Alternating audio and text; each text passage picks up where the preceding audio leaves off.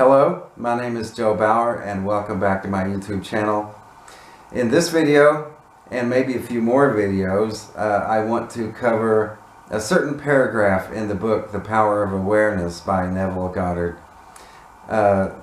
This paragraph is the final paragraph in chapter 22 entitled Persistence, and the quote at the beginning of the video is it is the last line of the paragraph, and therefore it is the last line of the chapter as well. Now, if you would like to hear these books read out loud, or this book read out loud, you can go to Josiah Brandt's channel, and he reads the entire thing out loud, or Brian Scott reads the entire book out loud on his channel. And both recordings are over 3 hours long. But it's a great book. It's really an all-inclusive Neville Goddard book. You know, it has everything in it about manifesting.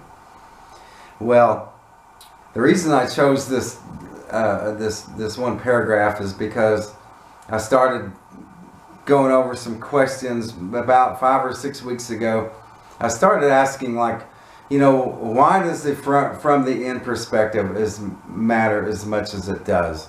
Now, I've known for a very long time that you do not put things that you want out in the future, because then your mind will just create a mirage effect with it, and you'll always think you're getting closer to it when you're really not, because your mind is trained to look in the future for it. But I felt like there was something else in it besides that. And then also I started asking, you know, what is the desire really? You know, and it's easy to see what it is in that it is a change, and it is a replacement reality. So I want to go over those things, because once I got started in writing about that, the whole thing started unfolding, and my understanding of a lot of things, you know, started to click into place.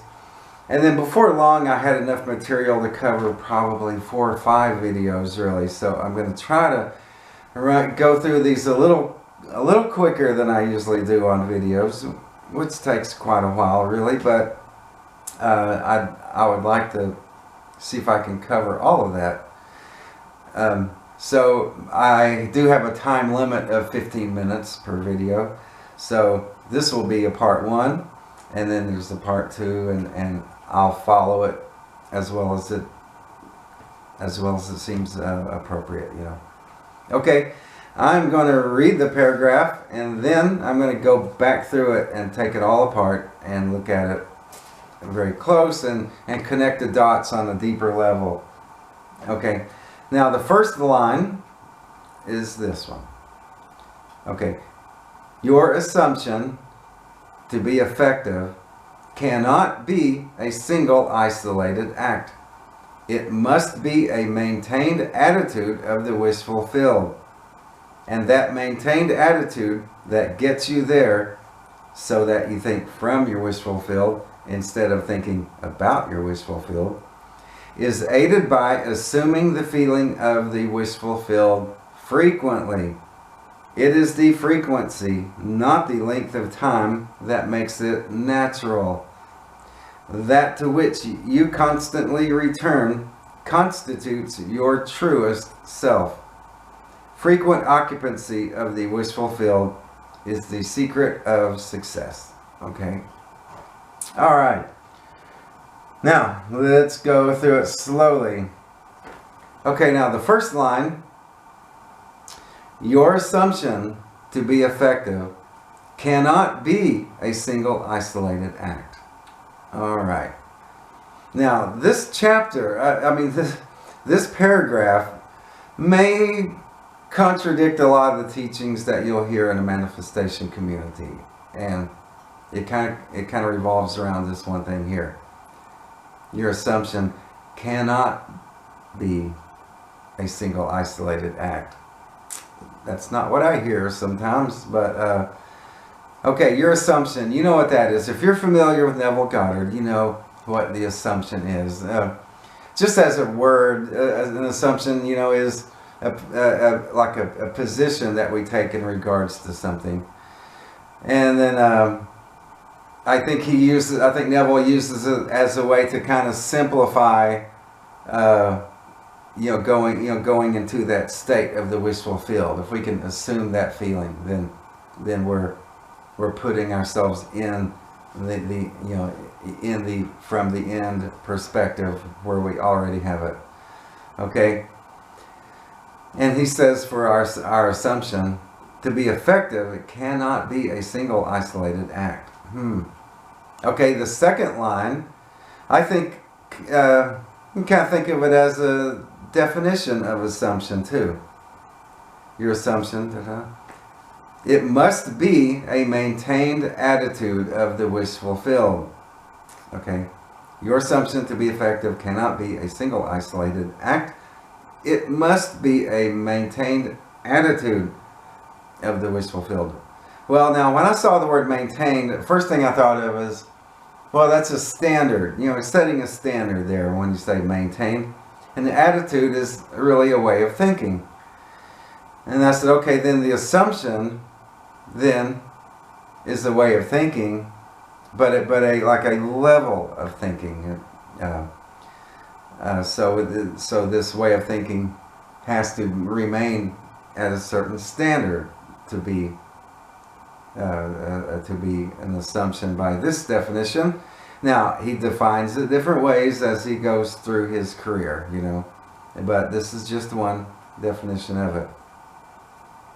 Now, the third, fourth, and fifth line really go together.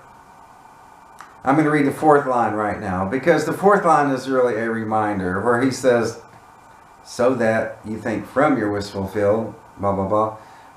The fourth line is really a reminder of why we're doing this.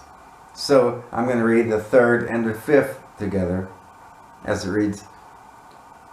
And that maintained attitude that gets you there is aided by assuming the feeling of the wish fulfilled frequently. Okay? Now in the third line when he says, and that maintained attitude that gets you there, gets you where? Well, to where you materialize and get what you want. And it is aided by making an assumption. It's aided by assuming the feeling of the wish fulfilled frequently. Now, he is saying to go into that state frequently. So we have just our regular state, our regular whatever state that we're in at any given time. And then there's the wish fulfilled state. And he says here to go into that state frequently. Okay? Not just think about it one time and then avoid it, but to do that frequently. To go into that state frequently. Okay? Now, the sixth line, these lines get more important as you go. The sixth line, it is the frequency, not the length of time, that makes it natural. How about that? It is the frequency, not the length of time. So then he's saying, going from the whatever state into the wish fulfilled state frequently, going from here to there, here to there, here to there, doing that frequently is more important, or he's even saying what matters, whereas going into that state sometimes and then staying there is not really what matters. He's saying, no, going from this state to that state often is what does it, not going into that state and then staying there for an extended period. Now, I do think it helps a whole lot to go into that state at all and then to stay there. But I think that's important because it makes it easier to do it more frequently. So, I had not seen, that had not been real clear to me until really looking at this one line. To go to it frequently. He's not even saying that it matters to go into that state and then to stay there. He says just to go to that state at all. And to do it more often is what matters. Okay? How about that? And going to the wish-fulfilled state frequently is what makes it natural. It is the frequency, not the length of time, that makes it natural. Now, the word natural here, he talks about the word natural quite a bit. Now, up ahead a couple more chapters, there's a chapter, I think it's chapter 24. It's called Failure, where he talks about how, like if manifestations go wrong.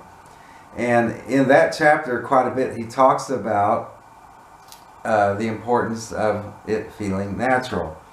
So I took a quote from that chapter, and here it is.